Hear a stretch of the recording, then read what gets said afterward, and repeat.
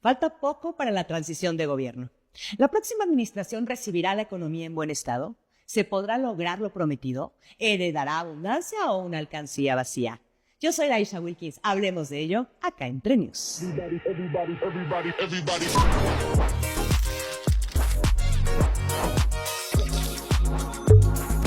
La próxima presidenta declaró que recibiría una economía fuerte y sana. También presentó una lista de las reformas que se llevarán a cabo apenas entre en funciones la siguiente legislatura. Entre ellas vienen incluidas sus promesas de campaña, que básicamente es dar continuidad al proyecto actual y añadir programas sociales. Sí, más programas sociales. Es decir, sigue en campaña sin aplicar las matemáticas. Empecemos viendo a dónde se va el dinero.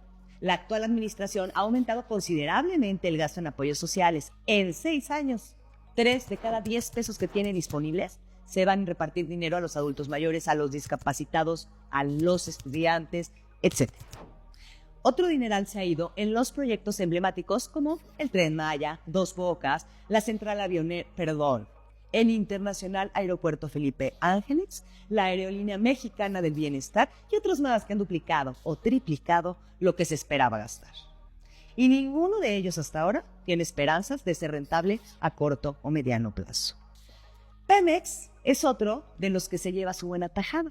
Hasta la fecha, 2 billones de pesos repartidos en comprar su deuda, en inversiones poco rentables y en condonación de impuestos. Una empresa que debería ser una de las mayores fuentes de ingresos ha resultado ser un socavón en las cuentas públicas. Y más porque ha disminuido su producción, así que ya no se mantiene sola. Ya saben, andamos entregándole pensiones a todo el mundo, incluso a las paraestatales, con dinero que ni siquiera tenemos. Otra fuente de pérdida de dinero es la deuda, ya que como no nos alcanza para pagar la fiesta que traemos, pues pedimos prestado con singular alegría. Hace poco se aceptó un préstamo del Fondo Monetario Internacional, que inmediatamente se utilizó para pagar una parte de lo que ya debíamos. En pocas palabras, sacamos una tarjeta de crédito nueva para pagar otra. Todo esto a pesar de lo que prometió y declaró el presidente. No gastaremos más de lo que ingrese a la hacienda pública. Pero en realidad es que solo en este sexenio se han pedido más de 6 billones de pesos en préstamos. Iniciamos esta administración con 10 billones de deuda y la vamos a cerrar en 16 billones, muy alejado de sus declaraciones, ¿no creen? Y por último, pero no por ello menos alarmante, las pensiones. En esto ya gastamos 2 de cada 10 pesos que el gobierno tiene. Además, esto se va a incrementar, como no se imaginan, de aquí al 2030. Y lo peor es que ya no están naciendo los niños suficientes como para compensar a la gente que estará jubilándose en los próximos años. Mientras tanto, las promesas de aumento de pensiones y reducción de la edad para recibir una son 2 de las armas más eficaces a la hora de mantener la aprobación. Por la parte de los ingresos, lo siento mucho, pero tampoco les tengo buenas noticias. A pesar del esfuerzo por cobrarle a los deudores y a las grandes empresas, el aumento en la recaudación fue solo del 20% en este sexenio. Y es que no se atrevieron a hacer las reformas necesarias porque obviamente se perderían votos y prefirieron vivir de préstamos y de ahorros de los anteriores sexenios. Nadie en su sano juicio, con deuda y sin dinero, seguiría prometiendo gastar, pero sabemos que prometer no empobrece. Bueno, al menos no a los políticos. Pero la próxima presidenta de México asegura que lo de ella no son promesas, sino compromisos. Por eso dice que iniciando su gobierno incluirá reformas al artículo 4 constitucional.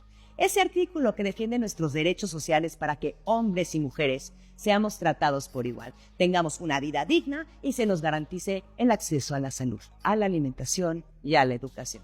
Todo esto suena hermoso, pero hace falta mucho, pero mucho, para que reciba al menos lo mínimo cada mexicano. Y como ya dijimos, la doctora se compromete a sumar a los derechos sociales los apoyos económicos para las mujeres mayores de 60 a 64 años, con una meta proyectada para el 2025, en donde se pretende llegar a más de 1 millón de beneficiadas. Pero insisto, no sale la suma. Y en cuanto a la beca universal para todos los estudiantes, dijo que primero se iniciará con los adolescentes de 12 a 15 años y después cada año se irá ampliando para las familias que tengan niños en primaria y preescolar. Curioso que estas becas estén pensadas en los jóvenes de 15 años porque resulta que en 3 años vamos a tener elecciones intermedias. No sé, piénsenlo. Parte de que este gobierno que termina tenga números favorables en la reducción de la pobreza se debe al aumento en el salario mínimo que pasó de 2.600 pesos mensuales a poco más de 7.400 pesos, algo que sin duda era justo y necesario.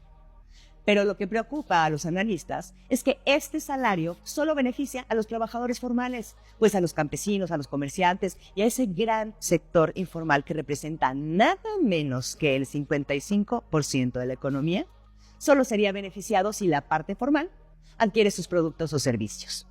Primero los pobres, pero no los tan pobres. Pero, ¿y los de la pobreza extrema para cuándo? Porque eso sigue en aumento. Este será el verdadero reto para este segundo piso. Que quienes se benefician de los apoyos sociales no se resignen por ello a un sistema de salud indigno. ¿De qué servirán las becas y el aumento al salario mínimo si este dinero no les alcanzará para vivir y alimentarse, al menos con productos de calidad?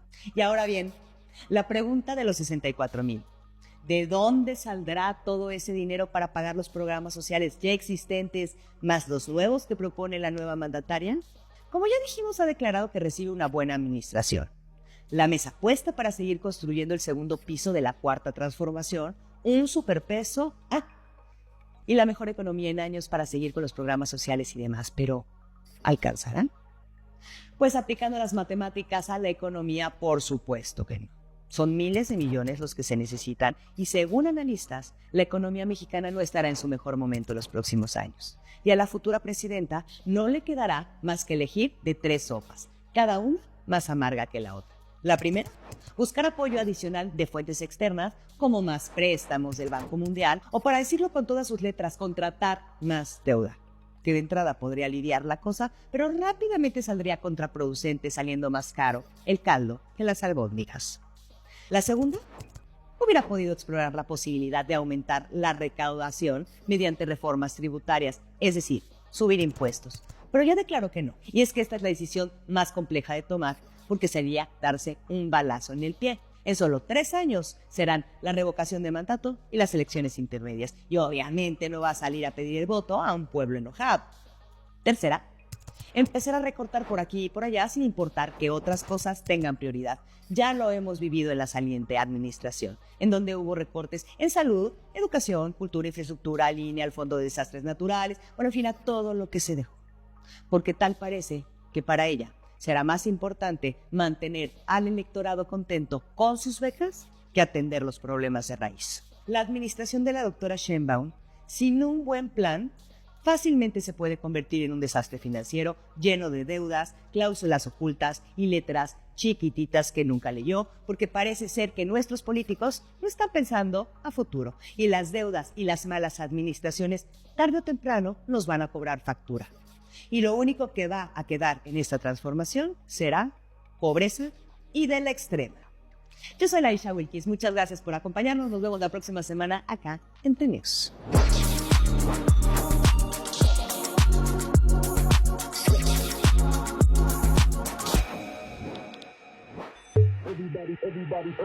Everybody.